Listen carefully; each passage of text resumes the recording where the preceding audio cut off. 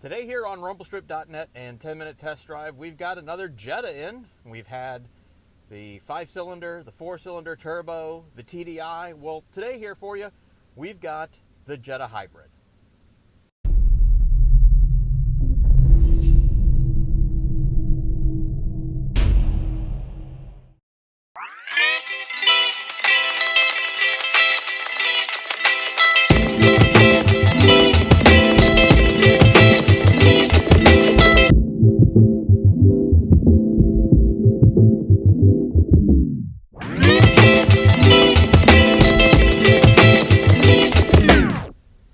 Well, the winter of our discontent is continued here in southeast Michigan. And as part of that, it's colder than crap. It's about 15 degrees, although that's kind of warm compared to where it has been off and on here for the last month. But that said, standing outside and trying to do some filming, even with proper gear, sucks. Just standing outside for 10 minutes, shooting some photos, I can't really feel my hands too well, and I was wearing 2 pairs of gloves. So, you're not going to see a lot of driving action, mostly because the roads are crappy and our contour camera is not working exactly right, and figured if we throw it on the outside and it's going to get covered in junk here in about 5 minutes, so what's the point, right? So, if you're going to have an issue with just seeing me, you know, you can stop now and move on to your next video, and I'm sure all you had is 90-second attention span anyway, so it doesn't really matter.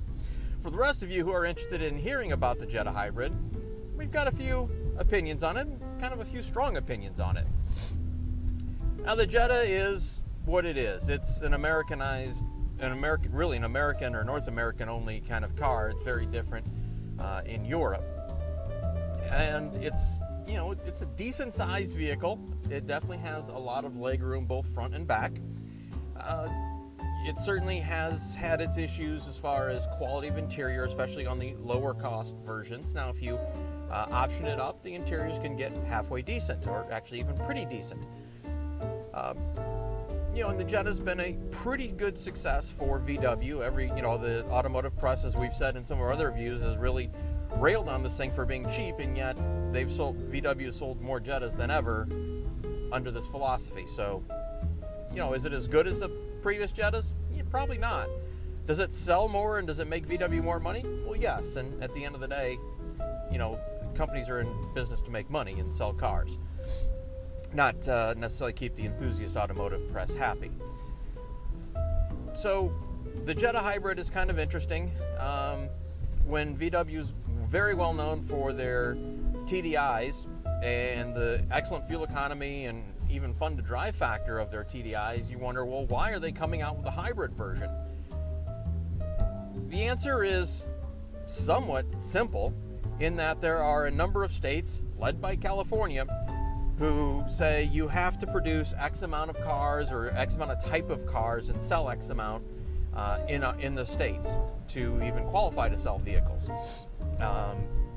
And the Jetta Hybrid is part of that. Now, they haven't come out and said that, but in talking with Ford and Toyota, among others, they say, well, why do you do, and you ask them, why do you do hybrids versus diesels? It really comes down to emissions laws and making, the hippies happy. Is the Jetta Hybrid necessary? Well, under those circumstances, yes. If it wasn't for that, is it really necessary? No, because we can tell you straight up that the TDI version of this is a far superior vehicle.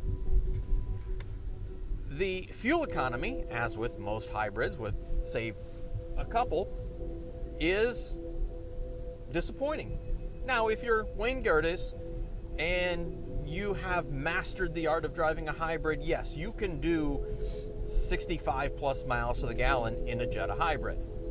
If you're 95% of the rest of the world, you're going to get something much less than what the sticker is, or what the sticker says your economy should be. Now, we've done a couple different highway runs, we've done some mixed driving, and the best that we're really getting was about the same mixed versus mixed and highway and that was a little over 35 miles to the gallon. And this car promises over 40, 40 miles to the gallon. We didn't get it. Now, granted, it's been single digit, sometimes negative temperatures, and that does adversely affect battery performance and hybrid performance. Not so much for the diesels, which is always an advantage. So, and we even made a comment online, it's like, pretty disappointing, and Wayne shows a picture of him doing like 68 miles to the gallon. Fine. Like I said, he's Wayne. And like I said, there are 3 to 5% of the population, hypermiler type people who can pull down, and good for them. The rest of us actually want to get somewhere in a reasonable time frame. Now, how is the hybrid to drive? It's okay. Yeah, I mean, it's okay. It's taken us a long time. Most of the week that we've had this car to kind of get a handle on the pulse and glide to try to maximize hybrid efficiency, and even then we didn't really see that much of a pump in our fuel economy over what we had been doing. So again, a bit disappointing. The trunk space is severely compromised in the hybrid. There's a big chunk taken out by the battery, and we'll roll in the picture so you can see just how much it's taken up. And then there's these little plastic things that basically make a little package tray in there for you. It's a little odd. It's interesting. It kind of works, but not really. So just the whole luggage capacity or trunk capacity really is quite compromised in this car. I would say probably, without pulling up and looking at the numbers, and all you anoraks can go in there and the comments can say, well, why didn't you look up the numbers? We're trying to do other things other than be like the anorak channel, okay? But it's probably a 20 to 25, maybe even as much as 30% reduction in trunk capacity with the space with the batteries that the batteries take up.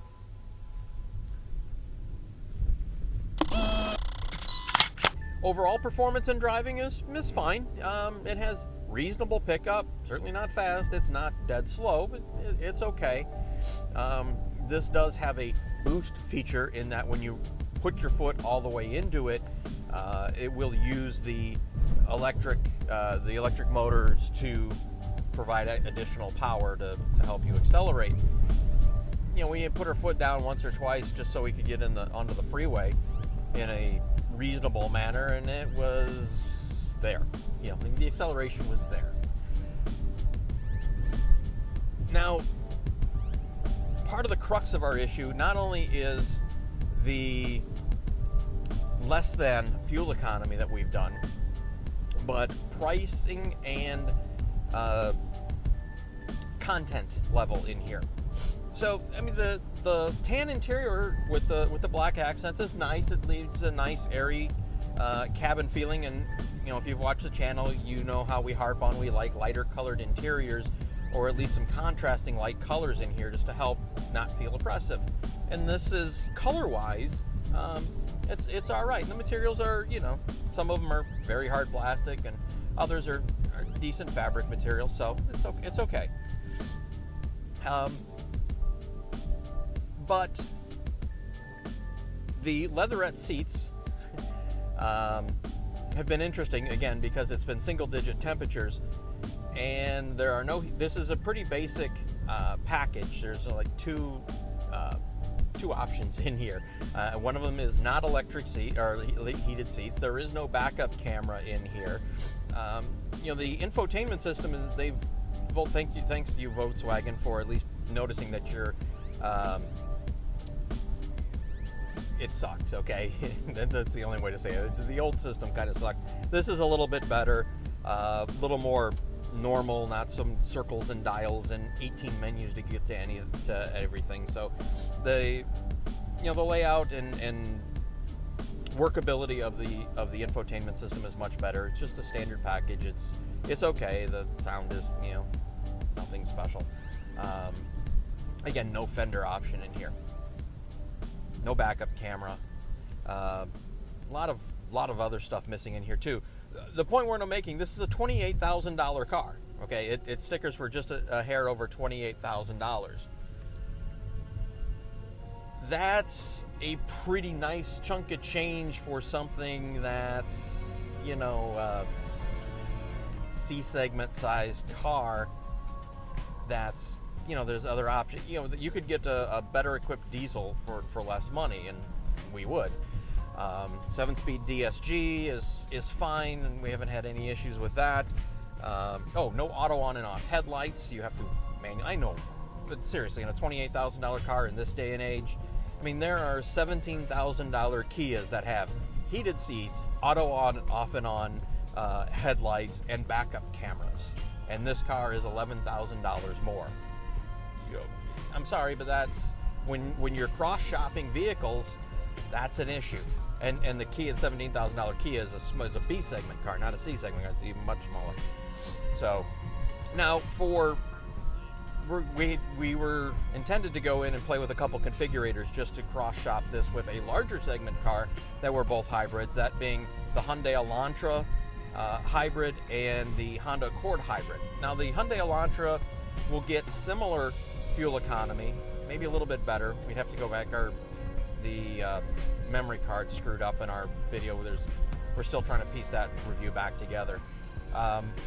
And then the Honda Accord, the farther away we get from it, the more we're like, holy crap, what a great car that was, in the sense that you can drive it like a normal person and get, you know, 50 in the city and 45 on the highway. It's a much larger car, better content. Now that was probably about $32,000, and I think they start at $30,000 or $31,000. So $3,000 to $4,000. That's, you know, 15% difference, 15 to 20% difference in cost.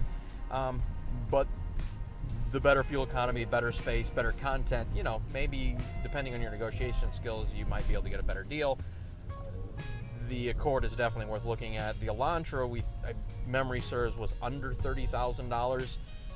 Again, without pulling out the Monroney and looking at the sticker or doing an online build of it, I say, but 30,000-ish sounds about right for that car. You know, more space, better service than you typically get at a VW dealership. You know, at the end of the day, we have a lot of issues with this car. The Jetta itself is fine. It's this version of the Jetta we're not really, doesn't do anything for us.